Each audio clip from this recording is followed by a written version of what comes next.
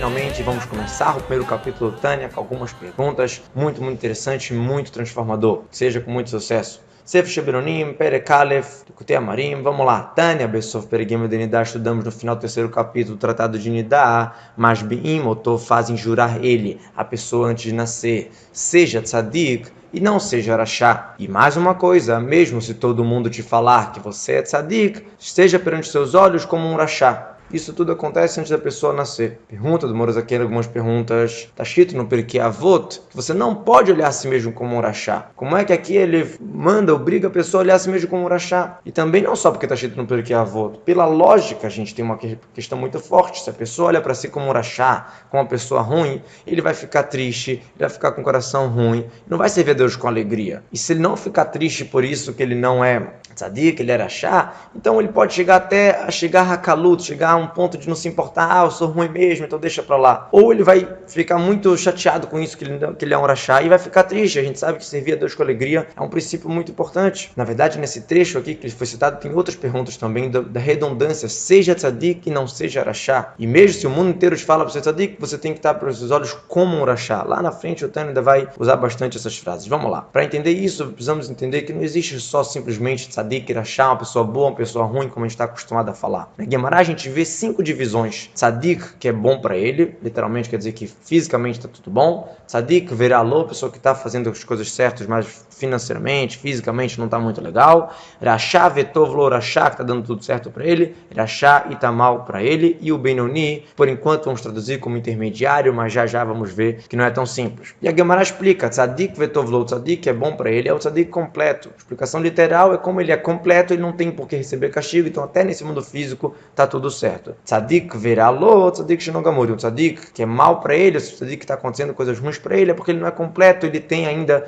alguma coisinha para acertar aqui, para lá em cima, ele não tem mais nada para acertar. Literalmente é isso. Mas o Zohar, Raya Mehem, na Parashat Mishpatim, eles explicam o que quer dizer veralô, que o mal para ele é que o mal que ele tem dentro dele está subjugado para o bom, é dele. Ele está dominando o mal não tem mais como exercer sua função dentro dele. Na Guemará, em outro lugar, está escrito que Tzadekim, o Yetzer Tov Shoftan, o Yetzer Tov que julga, o Yetzer Tov que dá a opinião dele no Tzadekim. Rechaim, o Yetzer Hara, o instinto mal que julga, que dá opinião. E Beinonim, os intermediários, esses julgam, o Yetzer Tov e o Yetzer Hara, o instinto bom e o instinto mal. Palavras da Guemará. E aí vem Raba com uma frase muito surpreendente. Falou, Raba, vocês querem saber o que é um Benoni, um intermediário? Como eu é um Benoni. Só que Raba era o mestre da geração, o líder, o grande. Abai, que era aluno próximo dele, falou, Lo Shavik Mar Haile Robriá. Meu mestre, o senhor não está deixando vida para toda criatura. Por quê? Se Raba, que é o tzadik da geração, é só um Benoni, a gente não tem nenhum tzadik da geração. A gente sabe que para ter vida precisa de um tzadik da geração. Isso é uma coisa explícita em vários lugares. Outra explicação, porque ele fala que não deixou vida para toda criatura, porque se você que é o tzadik, é Benoni, é intermediário, então nós com certeza somos Rechaim. É a vida de um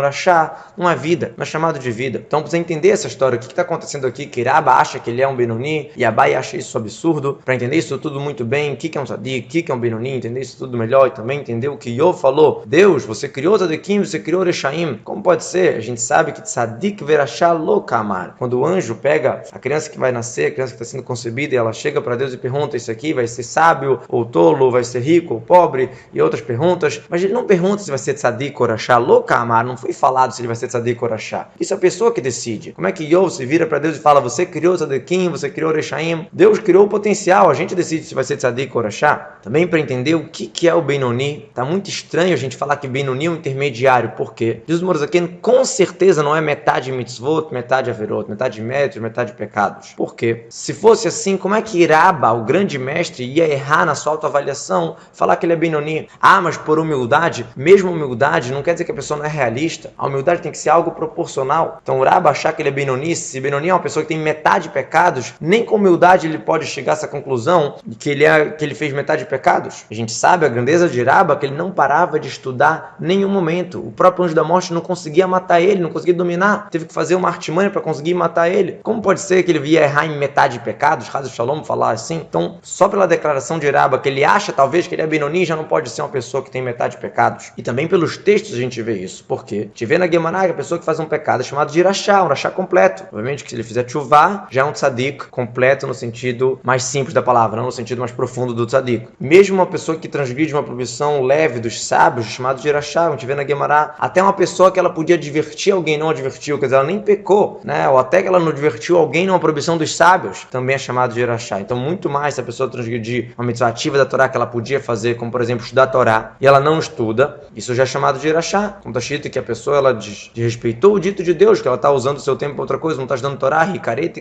fala palavras sérias. Então, com certeza é muito mais Irachá do que a pessoa que transgride uma proibição dos sábios. Então, você chega à conclusão que um Benoni é uma pessoa que ela ocupa todo o seu tempo para a Torá, para as mitzvot, ele nem tem o pecado de bitul Torá, de parar de estudar Torá. E por isso que Rabba errou na sua autoavaliação, achando que ele é Benoni. Ele errou, porque ele era o tzadik, na verdade. Mas na sua autoavaliação, ele achou que ele era o Benoni. Então, para você entender melhor, qual é a diferença então entre o tzadik e o Benoni? Aqui tem uma observação, uma HA, no Zor Hel Gimel, lá tem uma pergunta de Rav Hamnuna para Elial, lá parece realmente que está falando que aquela pessoa que tem menos pecados é o tzadik veralô, é o tzadik que é mal para ele. Então, parece que a maioria mitzvot e minoria pecados, parece que está seguindo essa conta de metade, intermediário, maioria é tzadik, por aí vai. Mas a gente vê que pela resposta de Elial Navi, a explicação de tzadik veralô, tzadik que é mal para ele, é como a gente falou antes, tzadik que domina o mal, que o mal dele não consegue exercer função dentro dele. E não como na pergunta que Rav Hamnuna achou que era uma pessoa que tinha minoria de pecados e maioria de mitzvot. Mas como pode ser que Rav Hamnuna, se a gente sabe que a gente acabou de trazer frases de Guimará, etc., que um pecado já é chamado de Irachá, Shivim Panim Lotorá, diz o Morzaken, tem várias maneiras de olhar. Então Rav Hamnuna tentou olhar de uma maneira que ia explicar o tzadik, veralô, o tzadik é mal para ele, com minoria pecados. Mas o próprio Elial Navi respondeu para ele que isso não é possível, e sim que está se tratando que ele domina o mal. Então a gente viu aqui uma revelação muito grande do que é um tzadik, do que é um Benoni, dá pra você entender qual a diferença entre um e outro, mas de cara o Tânia começa falando que não é só o ato externo. A gente não vai calcular uma pessoa só pelo que ela faz, mais mitzvot ou menos mitzvot. A gente vai descobrir no Tânia na continuação que depende do que a gente tem dentro, depende da nossa vontade, se a gente tem etzeratov, etzerat, instinto mal, instinto bom funcionando, como é que está dentro, isso que vai causar o nome de tzadik, ou Benoni, ou Rachá.